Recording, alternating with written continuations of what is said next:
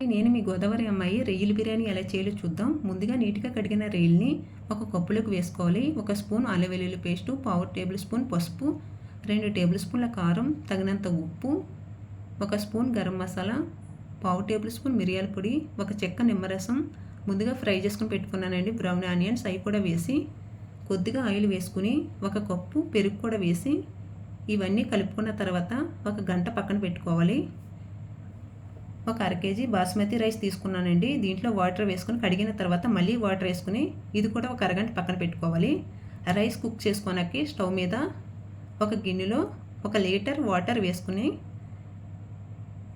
మసాలాలు వేసుకున్నాక పచ్చిమిర్చి, పుదీనా, కొత్తిమీర, 1 చెక్క నిమ్మరసం కూడా పిండి ఆయిల్ వేసుకుని తగినంత ఉప్పు కూడా వేసుకున్నాక ఈ వాటర్ మరుగుతున్నప్పుడు ముందుగా నానబెట్టుకున్న బాస్మతి రైస్ కూడా వేసుకోవాలి.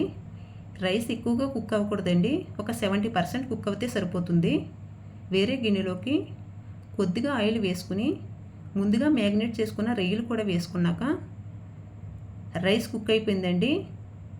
వాటర్ లేకుండా రైస్ను మాత్రమే ఈ రొయ్యల్లో వేసుకోవాలి.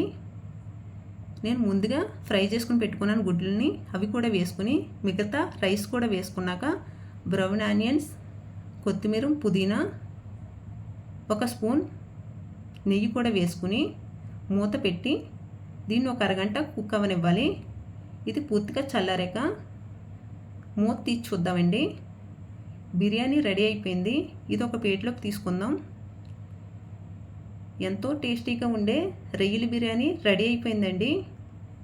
ఈ వీడియో కానీ మీకు నచ్చితే లైక్ చేయండి, ఫ్రెండ్స్ అండ్ ఫ్యామిలీకి షేర్ చేయండి.